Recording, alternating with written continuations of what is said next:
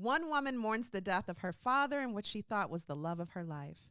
Down but not defeated, she puts her natural skills to use by launching her own detective agency. Her cases start with AWOL husbands, con men, and disobedient daughters. But when a local child goes missing, she must prove that she really has what it takes when it really counts. The detective, Mma Ramotswe. The book, The #1 Ladies Detective Agency, and you're listening to Lit Society. Let's get lit!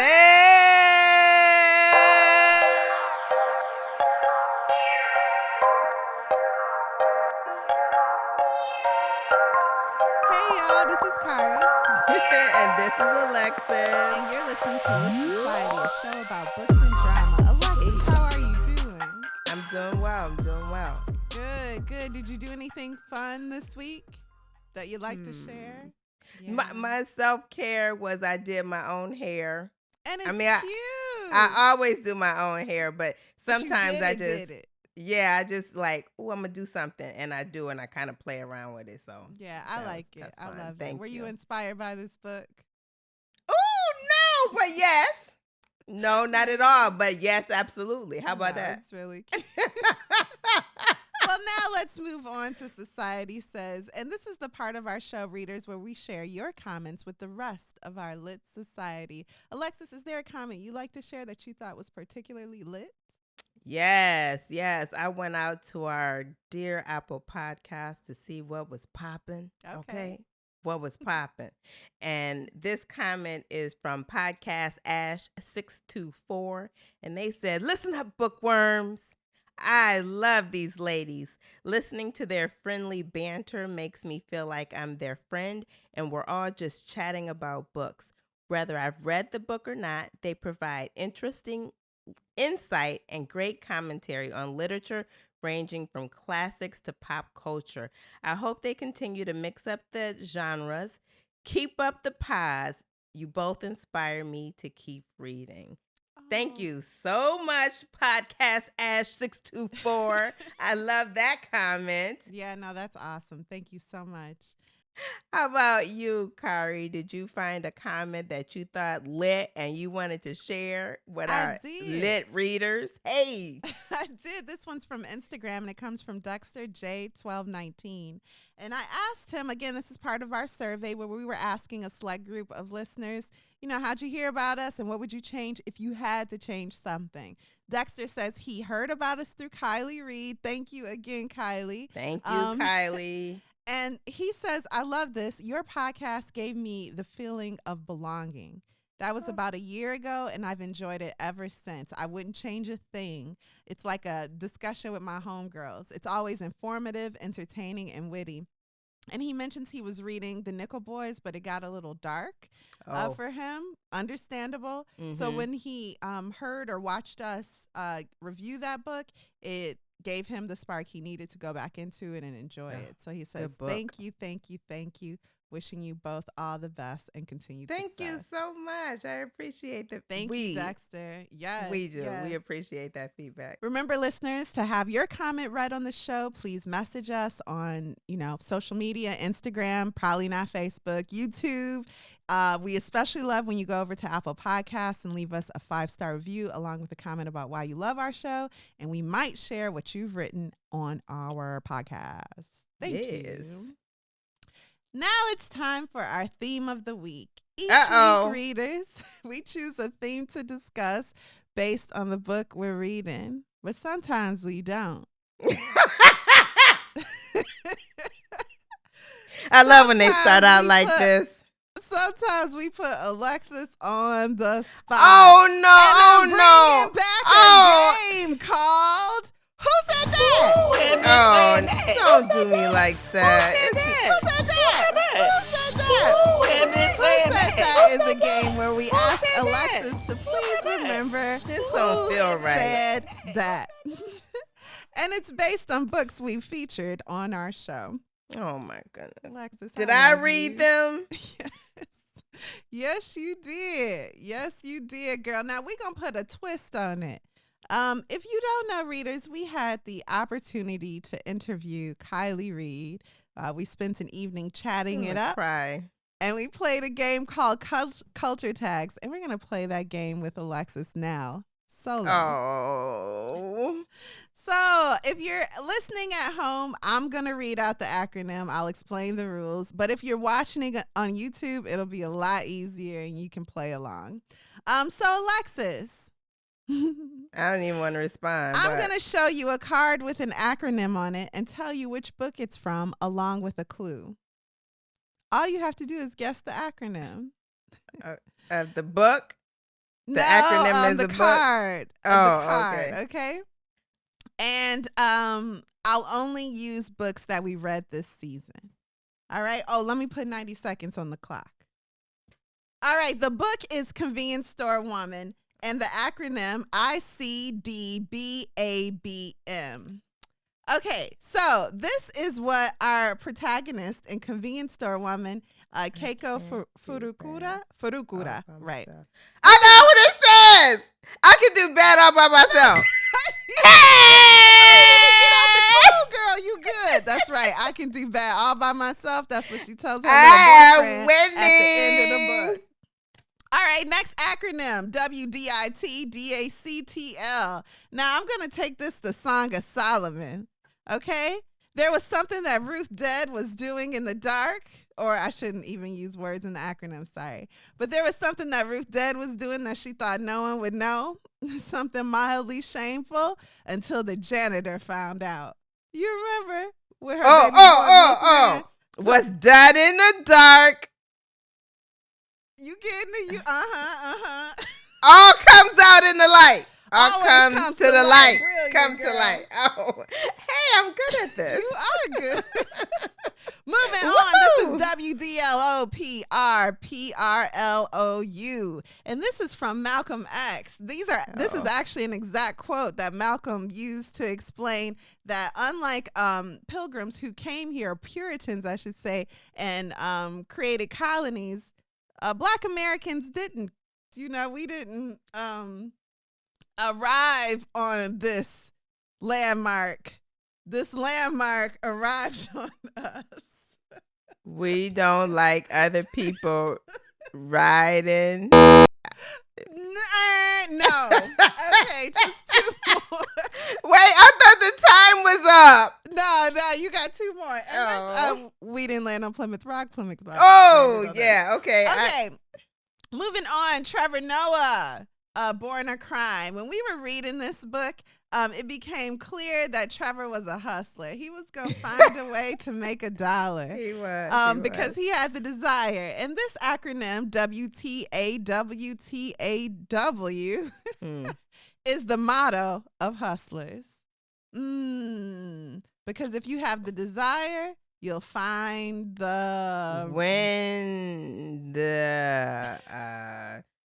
what's another word for desire? Like if you want, if you have the drive, then you'll find the method. That's right. Where there's a will, there's a way. And finally, okay, Nancy Drew in The Secret of the Old Clock. This is what the reader often says in their head when Nancy is breaking into homes and stealing people's antique clocks and doing anything but minding her business. Nancy.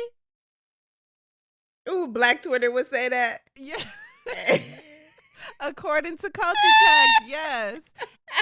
There are only 24 of them things in a day, and I can't spend a minute on this. Because... Ooh, I should know this, shouldn't I? But I don't. No problem. That's Ain't Nobody Got Time. Ain't nobody got time for that. Thank you for playing. And if you guys want to see Kylie Reed take a bite of that game, switch on over to our interview with Kylie Reed on YouTube. Not right now. Okay, Alexis, are you ready to move on? Yeah, I am. Okay, great. Shoot. Let's take a break.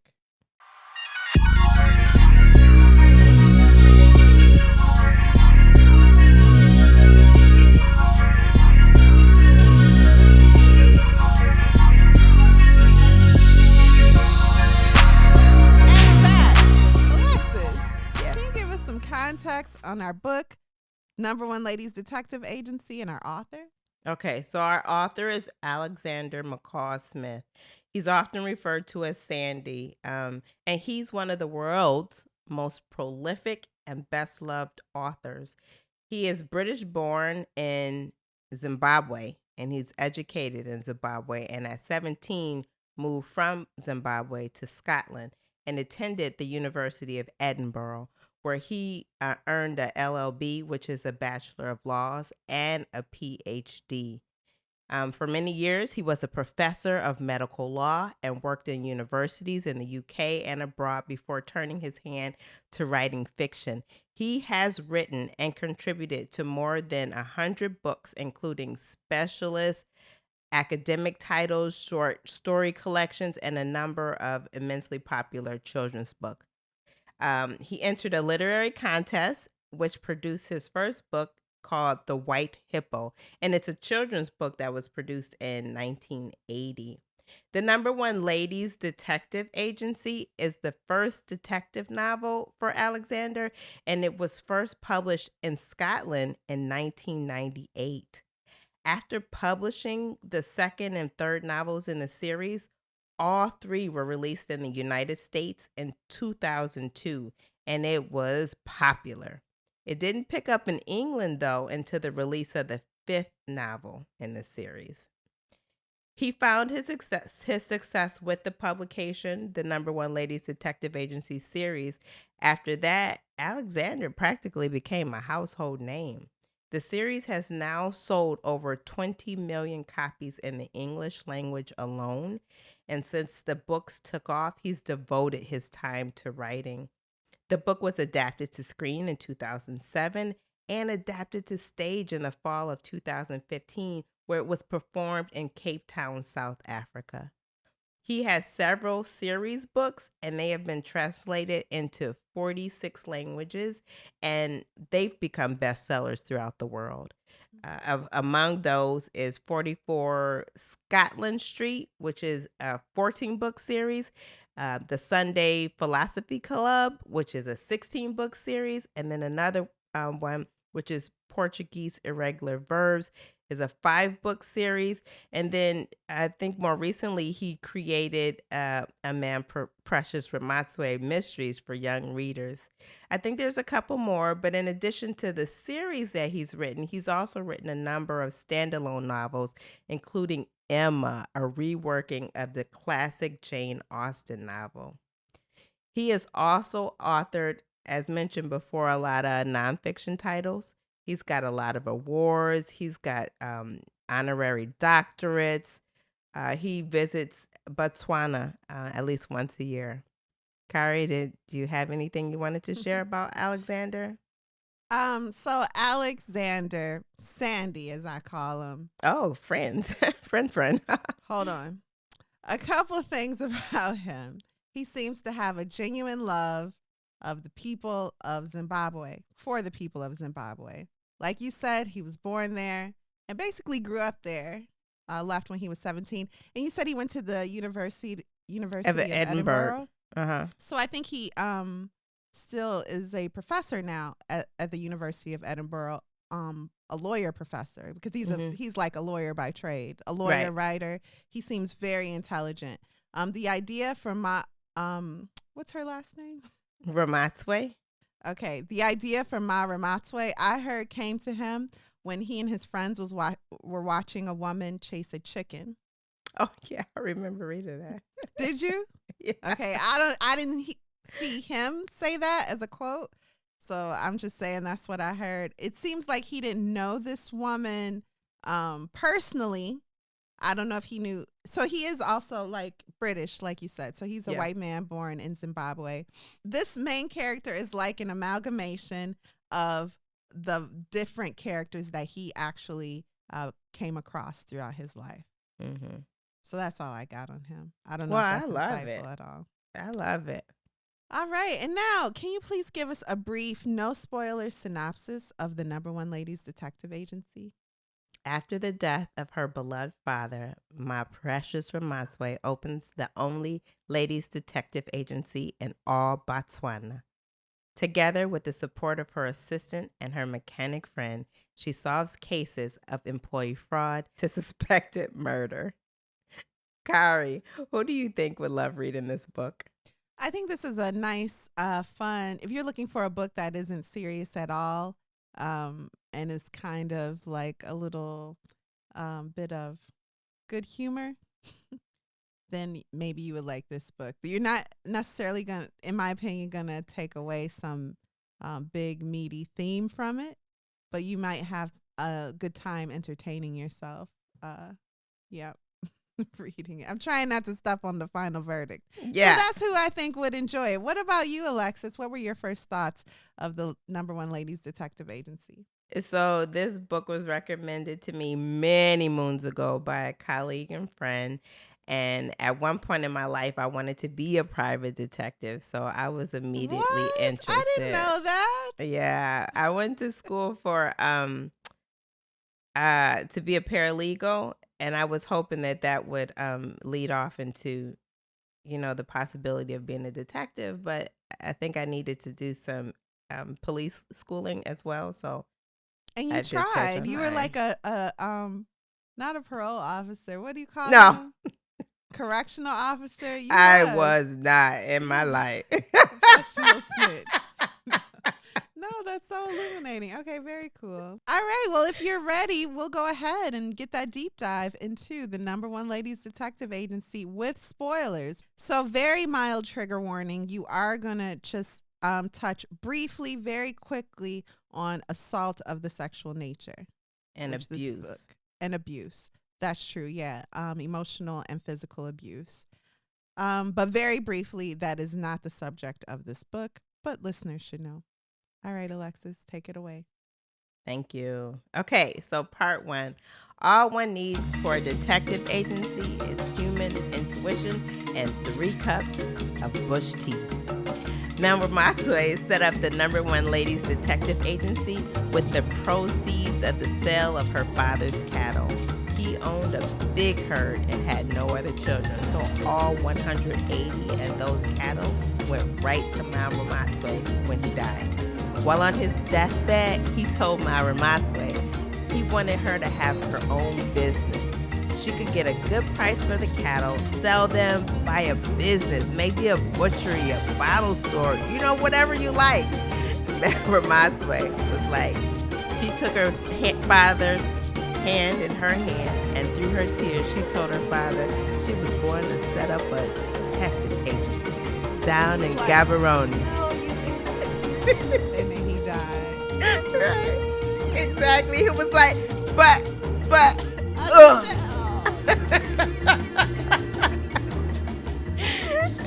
there was public interest in the agency when she set it up. She had a radio interview. In that interview, they questioned her qualifications. And then there was a positive news article, and she placed that on a board outside the agency. It was a slow start, but soon her services were in considerable demand. And she handled cases from missing husbands, creditworthiness of potential business partners, and suspected fraud by employees. And in almost every case, she was able to come up with at least some information for her client. And when she could not, she waived her fee. And she quickly learned that people had a loose tongue, especially when you told them that you were a private investigator. Yeah, word of mouth. Let me tell you a little bit about this father she loved so much. His name was Obed, and he worked in the mines of Johannesburg and would return to Botswana once a year. He had a wife there. And while in South Africa, he made a point of saving his money and buying cattle. Cattle are the prized possession of the people of Botswana. One day, while in the mines, he came across some men throwing another man off a cliff. Well, to avoid suffering that same death, he returned to Botswana. A few years after he returned from Botswana, his wife died, and Precious was only 4 at the time. Her father brought in a cousin to help raise her, and that cousin trained Mma Ramotswe well. And by the time she went to school at 6, the teacher praised the cousin for her fine job teaching Mma Ramotswe. The cousin looked after Mom for 8 years until she herself got married. She married a wealthy man who had 2 buses. She wanted Precious to come live with her, but her father wanted her to stay with him. Precious was good at drawing while in school, and one year she entered an art competition for children. In this competition, she found that she won the prize. So her teacher, her father, the principal, all went to collect the award. I think they had to drive over to Gaborone, which is, I think, the capital city. When they arrived, Precious noticed her drawing had a label referring to her drawing as cattle beside dam. Precious was immediately concerned. She was like, I don't want this prize. It would be for a lie. I drew a picture of goats. So when the minister of education went to present her with the prize, Precious was like, wait. I can't accept this because I drew a picture of goats. She's and that very card honored. says it's cattle. So the minister of education looked at the picture and he's like, hey, it looks like goats to me. They got it wrong and you get the prize. You know, you're the most truthful child I ever had. When Precious turned 16, she was like bored with life and maturity with her father. She was just, not with her father, but just life and maturity. No, she had a good father. She was just a teenager and bored. Yeah. Yeah. So her father said, okay, you can go live with your cousin. But he knew like a man would be right around the corner trying to marry her. And he wanted to protect her from bad choices in men. But he didn't want to hold her back. And he felt the cousin and the cousin's husband, though, they would be able to look out for her and guide her. The cousin had been married several years by this point, and they had increased their buses by 3. So they had 5 buses. They was doing a darn thing. He felt like if she got into a point where she would be dating somebody or ready to marry, she'd fall in love and it'd be like a form of blindness that closed her eyes to the most glaring of faults. And then he said, whoever listened to warnings about somebody they loved. And so he was really concerned and he wanted to look out for his daughter very much. Well, when Mma Ramotswe arrived with her cousin, she got a job at the family business and started, outworking the current employees because, that's how she is. She's truthful. She got a good memory. She's a studious and hard worker. She can't help but outwork the current employees. Her cousin's husband noticed it right away, but so did the other workers. So they said, is you trying to steal our jobs? She was like, how these people get to be so lazy? Mma Ramotswe was just like, I'll even do extra work. So she did. She started checking the accounting books. She found little errors, which the cousin explained, her girl cousin explained what that was common because they run this bus company. So if the bus gets crowded, it's common to have incorrect change. So we don't worry about little things like that. But then one day, Mma Ramotswe found a $2,000 pula error. You're working too hard, one of the clerks said to her. You are trying to take our jobs. Precious looked at them blankly. She had always worked as hard as she could at everything she did, and she simply did not understand how anybody could do otherwise.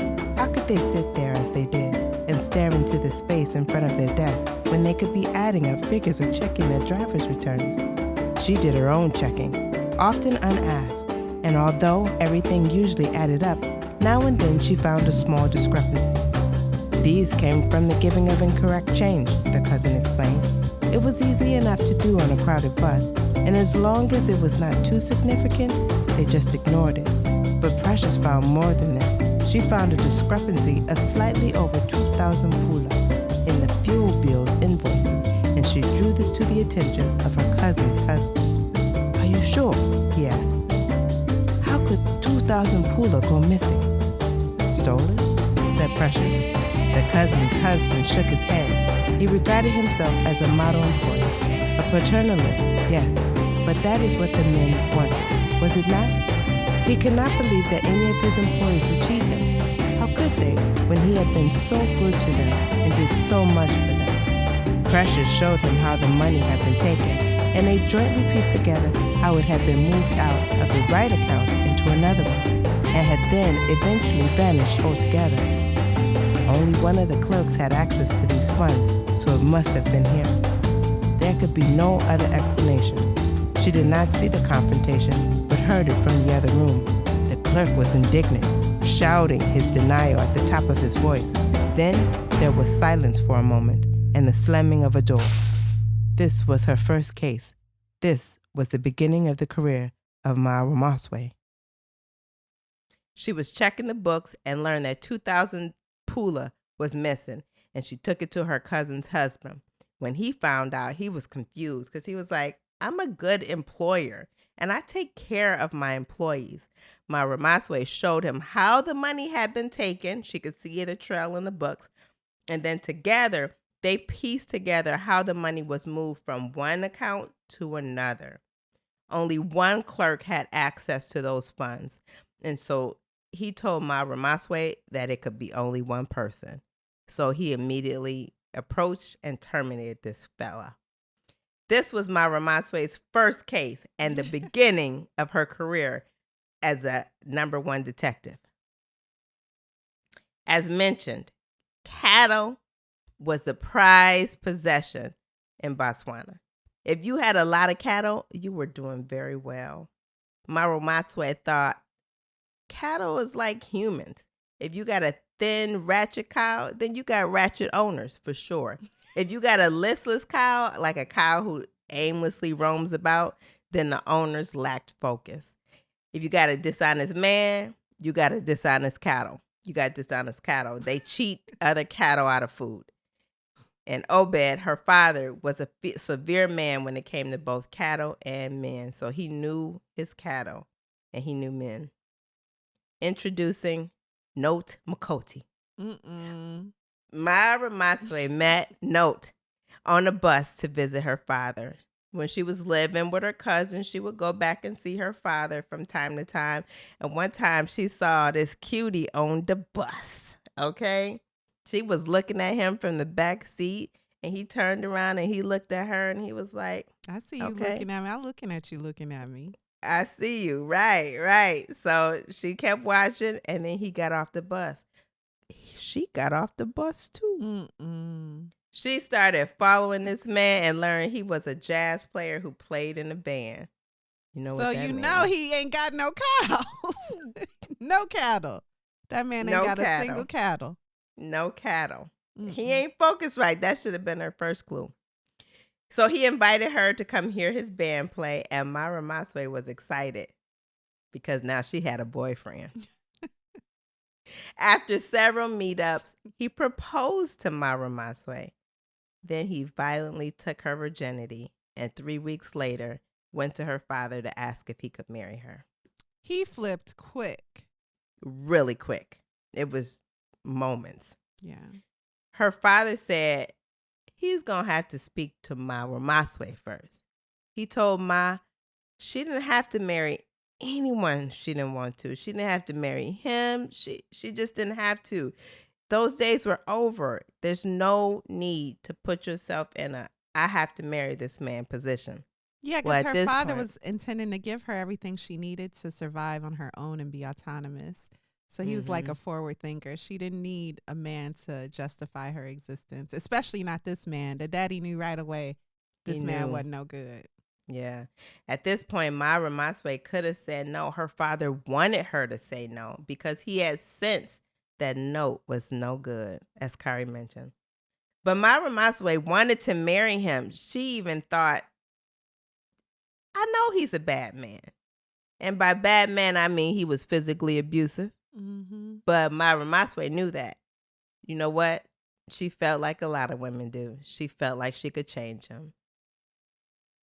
She lived for the meetings with Note. She was addicted to him. She wanted to be with Note.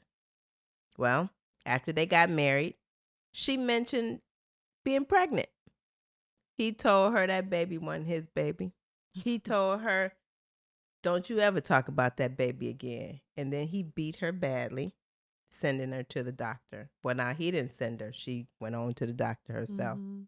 The doctor urged her not to return to that abusive relationship. However, he knew because he had seen these situations before, and he told her to be careful. When she returned home the next day, Note was gone. He took all his stuff and even slashed the mattress. Now, what was the point of that? Just He's a evil. petty man. A neighbor found someone to take her back to her father. There, Mma Ramotswe cared for her father for the next 14 years until he died when Mma Ramotswe was 34. She was a mother for 5 days and a veteran of a nightmare marriage. After that marriage, she never wanted to marry again. Part 2. So the physical abuse led to the baby not lasting, right? Yeah. So we should emphasize that. That man was really bad. Yeah. Yeah. They don't outright say that in the book because her last visit to the doctor, she was fine. But the baby did live for 5 days and died. Mma Ramotswe received the money from the sale of the cattle. The lawyer told her she had a lot of money. She could buy a house, a business, do it. Just like her father, you know. Mma Ramotswe said, yes, I'm going to do both of them. He said, okay, I'm glad to help. I can give you advice on that. What kind of business you going to do? She said, a detective agency. He said, ain't none of them for sale. No, but seriously, what you going to do? I mean, they don't even have those here. She said, no, I know. I'm going to start one from scratch. He said, you know you could easily lose this money, right? If you make a bad business decision, especially if you don't know what you're doing. Then he said, can women even be detectives? Is that a thing? She's like, have you ever heard of Agatha Christie? And besides that, you talking with your pants unzipped, yo nasty. And she walked out the office and she found her a place of business on the edge of town where a lot of people would pass. And she saw this almost as effective as having something in the daily news. The building had been run down by squatters, and when the owner returned, he removed them from the building. So the building had been empty a year, but it was badly damaged. People had come in to see the building previously, and it was like, ooh, too much work, and backed out. But Ma offered cash for the building, and the owner took it in a hurry. She called in a builder to fix it all up. All the damage, she painted it, she brought curtains, and splurged on the purchase of new desks, 2 new chairs. Yes. Her friend, Mr. J.L.B. Mataconi, they were friends when her father was alive, so he's a longtime friend. He fixed up a typewriter for her that she could work on. Mma Ramotswe went over to the secretary of school and hired her a secretary and an assistant, I tell you, because how can you have a detective agency without an assistant? Right. That's what she got. This Mma Ramotswe was a widow of a teacher, and she had just passed exams with a 97%. Mma Ramotswe wanted the best for her school, and it sounded like Mma Ramotswe was the one. Part 3. So now we know a little bit about Mma Ramotswe, her father, her upbringing, how she became the number one lady owning a detective agency. Let's talk a little bit about a couple of her cases. She had plenty of cases, I tell you, plenty. And the book tells you about them. I'm only going to discuss 2 of those cases. The first case, and it was her very first case, is the case of the missing man. The missing husband. The missing husband, yes, the missing husband. When the agency opened, they waited around for a client to come, and eventually the first client arrived, Mma Ramotswe. Her husband had gone missing. He was 40. He had a business. He was selling furniture. So maybe he was running from creditors. Nah, that's not it. The business was doing well. Well, what about cheating? Nah, Mma Ramotswe said that could have been an option a year ago, but since he joined this church, I don't think that's the answer. He wanted his wife to come to join this church with him, but she was like, nah, that's not for me. Maybe you go along. So Ma agreed to take the case. Mma Ramotswe agreed to take the case. She checked out all the Christian churches in the area and finally found the one Mma Ramotswe's husband joined. When she met the Reverend, she knew right away the search was over. When he mentioned the Ramotswe name, the Reverend said, Who are you? You the police? You the police? And she's like, no, I'm a detective. I'm a detective. Not the police. I'm a detective. Well, he said, okay, well, yeah. He did join. All right. We do know him. But he said he wasn't married. So, but he did come up missing. Here's the story. The Reverend said he took his 6 disciples or church members down to the water. It was baptism day, right? He took 6 sinners in and only 5 came out. He said they were standing in chest deep water, and when he turned around, there was only 5 sinners remaining. God had taken one of his people in the bosom. Or an alligator or whatever. No. God had taken his person in the bosom. Yeah. Okay. Settle down now. It's only 5 of y'all. One must have went to heaven. That is logical. This is the preacher talking. That is what he said. Mma Ramotswe wanted to know why he didn't take it to the police. And the Reverend said he was concerned that the police would accuse him and take money the church don't have. Mma Ramotswe was like, he was concerned about the money. Okay. All right. He said, but Mma Ramotswe was like, it's rainy season and even a good swimmer will have difficulty. But if you're a non-swimmer, you don't have no chance. So what Mma Ramotswe did later that evening, she goes out with a blanket, her neighbor's dog, and a rifle and goes to sit by the river when Mr. Ramotswe disappeared. And after waiting a while, she sees what she's looking for. A crocodile. She shoots the croc, cuts him open, sees the contents of his stomach, bangles, rings, a wristwatch. She takes the wristwatch to Mma Ramotswe and asks if this is her husband's property. She says yes. The case is solved. That was her very first case. She had a few cases after that. What a downer. Can I just say this man was obviously eating. It's a crocodile or alligator? I don't know the difference. Crocodile. So this man was obviously eaten by a crocodile when he was getting baptized. But it's not sad when you read it. It's just like, oh, man remains. She solved the case. She solved the case. The lady. Did your husband wristwatch? And the woman's like, yes, I solved it. I did it. But the lady is also like, oh, okay. Well, all right. Give me his stuff. I'll go. She wasn't emotionally attached. No, so later, Mma Ramotswe was like, I wonder, did she really kill him? Said, well, maybe not.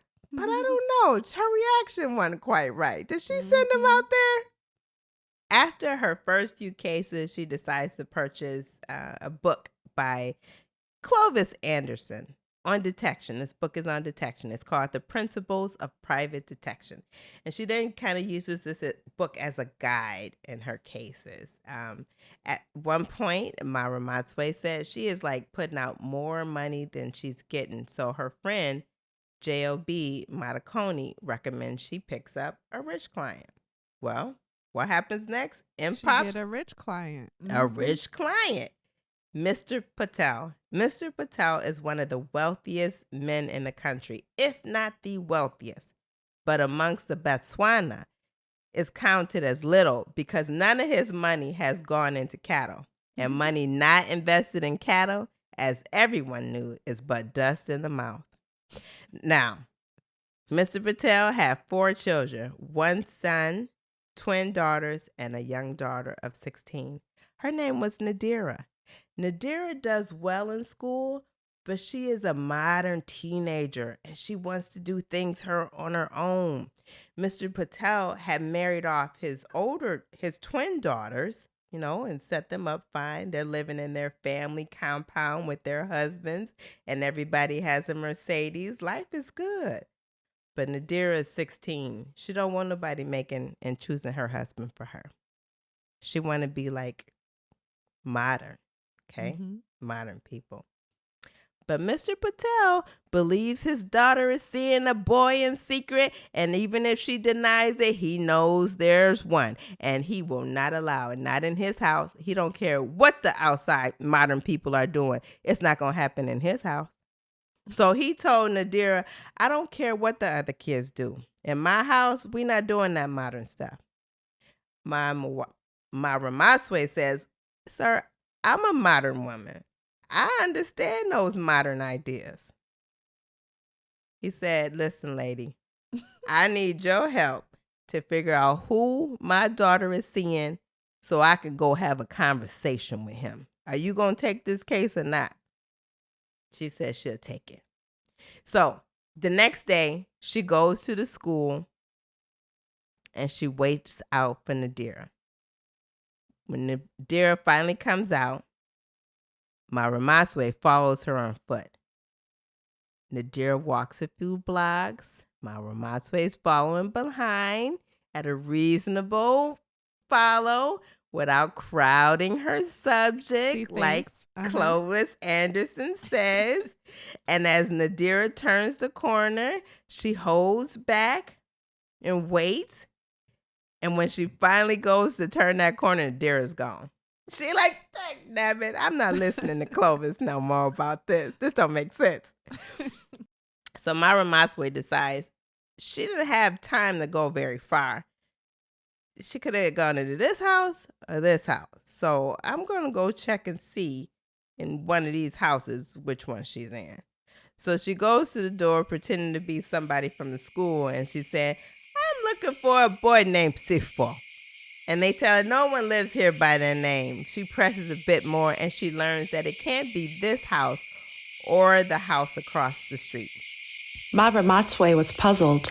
It was a quiet road, and there were not more than 3 houses on either side of it, at least in the direction in which Nadira had been going. But these houses all had gates and driveways, and bearing in mind that she had only been out of view for a minute or so, Nadira would not have had time to disappear into one of these houses. Mma Ramotswe would have seen her in a driveway or going in through a front door. If she had gone into one of the houses, thought Mma Ramotswe, then it must be one of the first 2, as she would certainly not have been able to reach the houses farther along the road. So perhaps the situation was not as bad as she had thought it might be. All she would have to do would be to check up on the first house on the right-hand side of the road and the first house on the left. She stood still for a moment, and then she made up her mind. Walking as quickly as she could, she made her way back to the tiny white van and drove back along the route on which she had so recently followed Nadira. Then, parking the van in front of the house on the right, she walked up the driveway towards the front door. When she knocked on the door, a dog started to bark loudly inside the house. Mma Ramotswe knocked again, and there came the sound of somebody silencing the dog. Quiet, Bisong, quiet, I know. Then the door opened and a woman looked out at her. Mma Ramotswe could tell that she was not a Motswana. She was a West African, probably a Ghanaian, judging by the complexion and the dress. Ghanaians were Mma Ramotswe's favorite people. They had a wonderful sense of humor and were always inevitably in a good mood. Hello, Ma, said Mma Ramotswe. I'm sorry to disturb you, but I'm looking for Sifo. The woman frowned. Sifo? There's no Sifo here. Mma Ramotswe shook her head. I'm sure it was this house. I'm one of the teachers from the secondary school, you see, and I need to get a message to one of the Form 4 boys. I thought that this was his house. The woman smiled. I've got 2 daughters, she said, but no son. Could you find me a son, do you think? Oh dear, said Mma Ramotswe, sounding harassed. Is it the house over the road then? The woman shook her head. That's that Ugandan family, she said. They've got a boy, but he's only 6 or 7, I think. Mma Ramotswe made her apologies and walked back down the drive.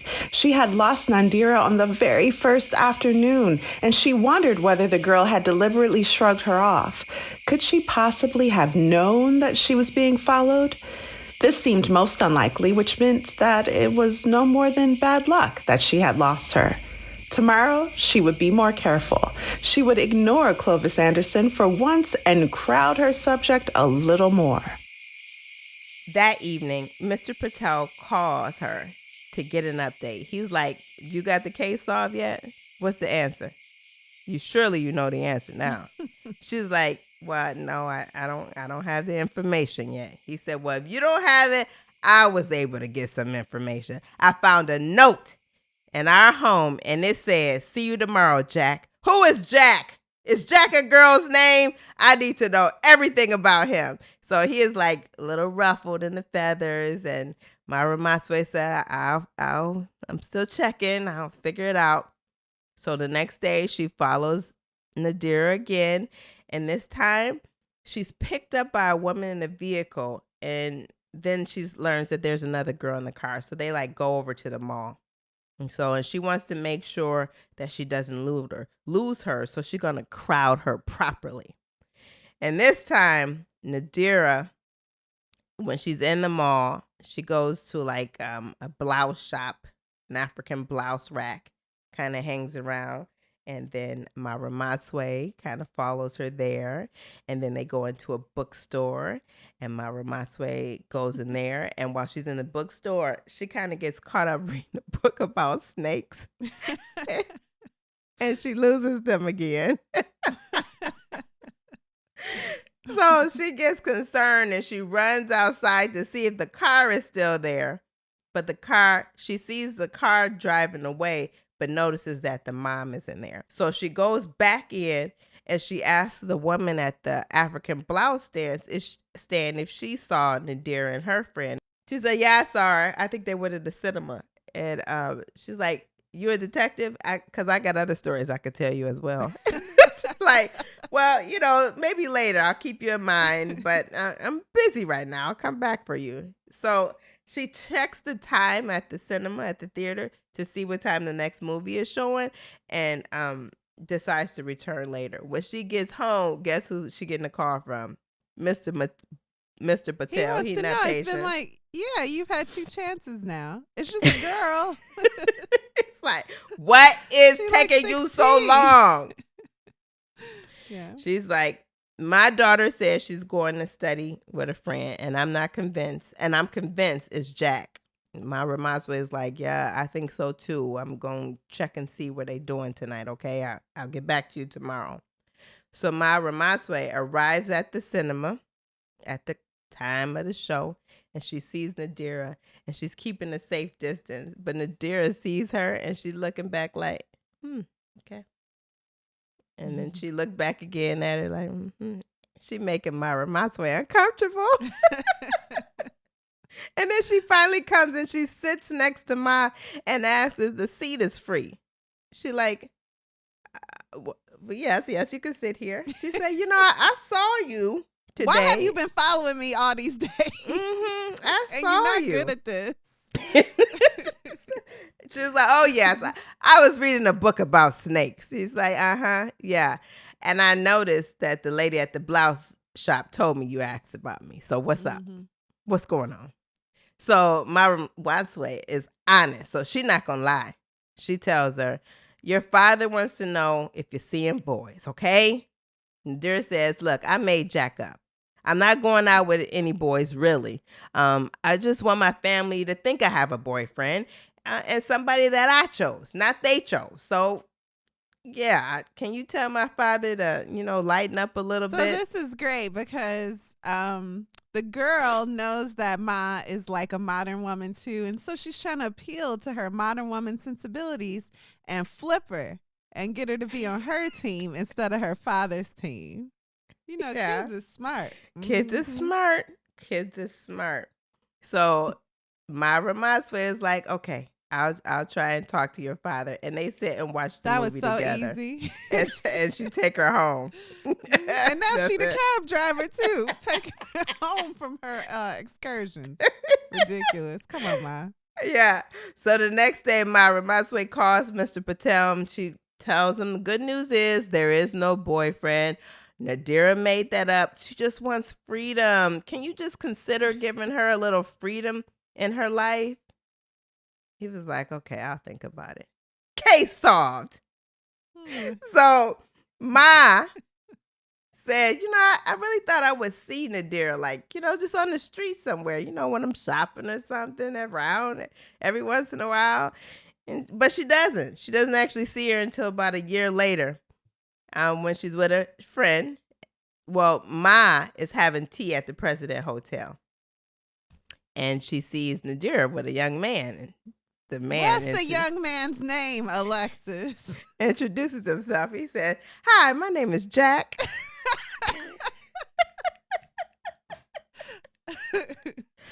Mm-hmm. So there are a lot of little cases like that. There's a case about a stolen car. There's a case about a handsome man.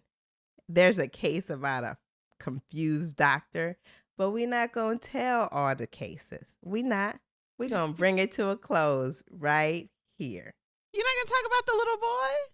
I'm not going to talk about the little boy. That's like the main case. That is the main case. Okay, I'll tell you a little bit about the boy. Okay, so with the boy, after she had a few cases, she got a letter in the mail, a handwritten letter from a teacher in another country. Maybe, yeah, I think it's another country, or is it another city within Botswana? Anyway, it's a good distance away. And when she receives this letter, she's like, I can't really do anything with this. And the way it sounds like this kid is dead. The kid is 11 years old. And it's just like, I really can't do anything with this. So as time goes on, in the letter, though, the father asks, I don't have money to pay for this, but I will. But if you could look into it, while you're doing your cases, if you could look into it along the way, get some information, I would really appreciate that. She's really heartbroken that she can't really help this this family. Father, yeah. Yeah. And because she really does think the child is dead, she thinks they got involved with some witchcraft, and the witchcraft people came and took the child away. That's what she's thinking. That's what everybody's thinking, because that has happened. And in fact, that is based on a story that actually happened. That story that's included in the book. So anyway, so as she goes along, she doesn't think much about it, but then something comes up. A car accident happened, and her dear friend, JLB Matakoni, is working on this car. And then in it, he finds like a bag of bones and something else. I don't know. I just remember. No, it was a finger. It was a finger in it.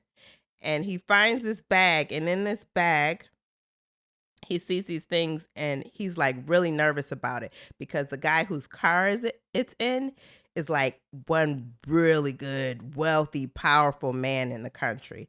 And he was like, well, I don't want to take his stuff, but if you find out people are involved in witchcraft, people don't like telling that. If you find out, people are like, oh, that's shameful. You do that. So it's not a good look to have. So nobody would want to be found with that. And they found it in his car. And he came across it. So if he were to bring it up, it might make awkward. The man retaliate. Yeah. And this guy is so powerful that he make your life miserable if you go against him at all. So Mma Ramotswe had a plan. She said, you know what? Do this. Tell that man his car got busted up in your shop, and then you're going to replace it for free. But it don't look like nothing is stolen. But if something is, I have a friend that could fix it, that could get it back for you. So the guy, the big boss, sends his guy in to come and check it out. He's like, what's going on? How you got a shop and you don't got no guards protecting this shop? And he like, and then he digs in the car and he cuts his arm, and it's like something is missing from the car. And JLB, he knew right away what to look for. JLB says, you know what? I got a friend that can find it for you, because I didn't know nothing was missing. I only know because you told me. But if you got something missing, I can help. My friend, she know everything. She got a detective agency down the street. So yeah, just, talk to her. So he goes down there to talk to her, and she's like, oh yeah, I already solved it. I actually found it. It was some kids. Yeah, the kids stole your stuff. And Here it is. It's back. I'll give it to you. He's like, oh, okay. Yeah, are you accusing me of witchcraft? She's like, no, but honestly, I would like to know where you got it from so I can meet those people. This is a human finger. Why do you have a finger? Now, she didn't ask him about that finger. She just tried to mind her business because it's a powerful man, remember? She couldn't approach him like that. All she could say was, I could use some of those services as well. I could use them. I could use those services. So he told her. He told her where to find the person. So he shares this information, as we said, and then he finally goes over to, she finally decides to go over to where the witch doctor is, right? I think it's like a 4-hour drive away. Anyway, it's really far in the middle of nowhere. In the middle of nowhere. So she goes one day and to the house, and the witch doctor, the man is not there, but the wife is there. So she kind of charged her up and was like, the wife is mean, but also like abused, obviously, or like scared of everything. Yeah. So she's like, so what's good? Why you kill that kid? She's like, I didn't kill that kid. That kid is still alive, for real. And I will take you to him. It's like, okay, you better take me to him.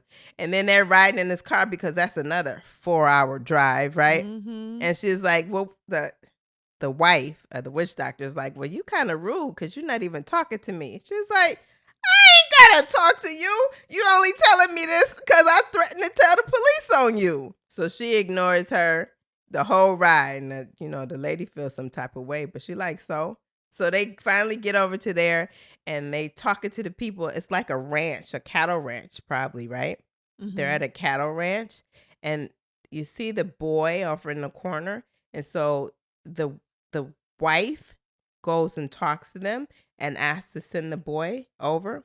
And while the lady, the wife, is talking to the cattle people and the boy comes back with Ma, they get in the car and drive off and leave the lady there. Yep. In the middle of nowhere, for real. 4-hour drive. Yeah. They left him there. And of course, she drives the kid all the way back home. He's safe. He's not injured. It wasn't his finger. That was also good news. He's in good, why they were abusive, okay? Because if he doesn't do what they say, they would hurt him. Yeah. But he's whole physically. Yes, exactly. He has no missing digits. So she drives him all the way back to his father. And of course, that truly is the end of the book. They're reunited. That's like the book. I don't think so. I mean, it is up to that case. Yeah. It is a whole one central story, but I don't think it's the whole thing because there's so many little ones. But anyway, we're gonna take a quick break. Okay, all right, sounds good.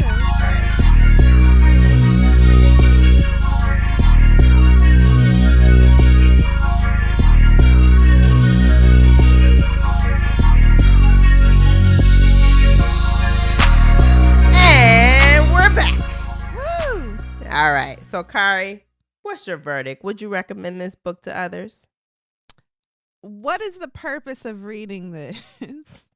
Like, for me, I felt like a lot of things were happening that didn't lead to anything. So, I didn't really enjoy. I was waiting for something to happen, and then the book was over. So I felt like, well, what was that for? Why? So no, I wouldn't recommend the book. I know it's very popular. People obviously enjoy it, and it's a whole series. But there was no intrigue. I never was on the edge of my seat. All of these cases are just happening. I don't feel invested in the outcome, and I just I thought it was kind of silly and not in a good way. I don't know why people write from POVs that they're not a part of. So he's a British author born in Zimbabwe, a man, and he's writing a Black African woman's life and surrounding her with a world of Black Africans. I don't know why. I just don't know why. And it might be fine and innocent, but it's like American Dirt or Memoirs of a Geisha. I don't know Dirt. why that happens. I don't understand where you get off feeling like you can write other people's lives. And what makes you know? Yeah, what makes you so comfortable? Why do you feel so comfortable doing that? I don't know. It's just weird to me. It makes me feel weird. So, no, I wouldn't recommend it. What about you? What'd you think? What's your final verdict, and would you recommend this book? So, yes, I would recommend it, and because it is a light book, it's just very light. I like Mma Ramotswe, the character. I feel like it's there's a little love story, there's a little detective work, and it's not big detective cases. This is not a murder mystery book. It's just real community work. You know, she's taking cases right from the community. And so this is actually my third time reading this book.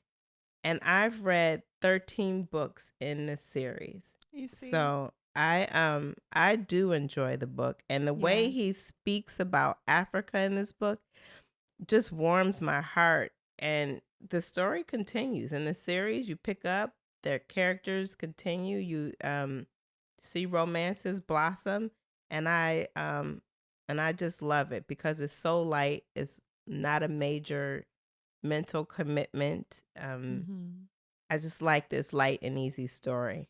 And so I definitely would recommend this book. I also felt like the arch for Ma's character wasn't strong enough. Like, what is she reaching for and what's stopping her that she overcomes? What do you think about that? What is her character going through? What's the purpose of her? What's her purpose? She wants to have a successful detective agency. And she wants to be the best one in Botswana. Mm-hmm. And so that is what she's reaching for. So the people are coming to her, and the more people come to her, the more people know about her. And that's what I think it is. Mm-hmm. Yeah, it's not that everything deep. doesn't have to be Anna Karenina. Yeah, it's not that deep. Don't. It's not. It's just really like, I feel like it's laid back, slow community, and I love it. Mm-hmm. Like, you could just relax and read this. This indeed is a beach read. Mm-hmm. Oh, for sure. For sure.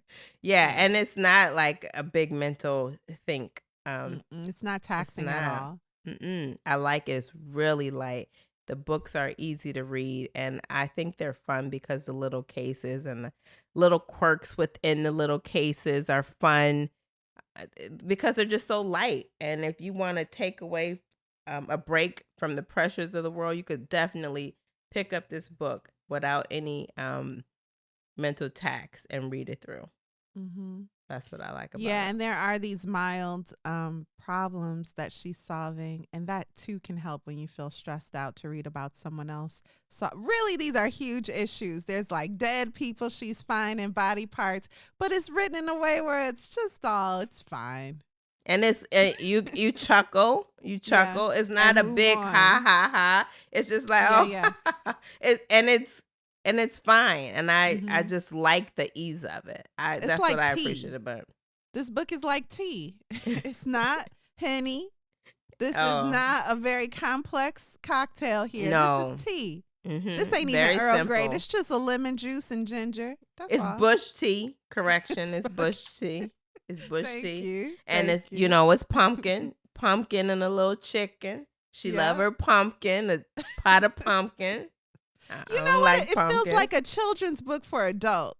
And there's something in that. That's like approaching it from that perspective. I totally get it. I totally get it. And we all need stress relievers. So yeah, it's a children's book for adults. And he is a children's book writer, so I can appreciate that. He's got a great series of children's books as well. So I've never read any of the other series books that he has out there, but I definitely appreciate this one because it is not a heavy book at all. Right. And it's such an easy, relaxing book to read, to just, take a break. Yeah. All right. Well, that is fantastic. That is our show for this week. What are we reading next week, Alexis?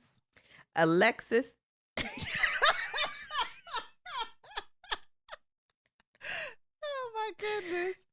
Anxious People by Friedrich Bachmann. That's right. Anxious People. So we'll see you, listeners and watchers, if you're watching us on YouTube. Remember, the first episode of every month is a video podcast, so you can see our faces on YouTube if you so prefer. Thank you for listening to Lit Society. We'll see you next Thursday. Lit Society is brought to you by Alexis Honoria and Kari Herrera. Support the cause by leaving a 5-star review for us on Apple Podcasts, along with a comment about why you love our show. We love you too. If you've enjoyed what you've just heard, tell a friend about Lit Society. Visit litsocietypod.com for show notes, this month's book list, and to sign up for our amazing email newsletter. And also visit litsocietypodshop.com to shop our merchandise. And until next time, you guys, read something.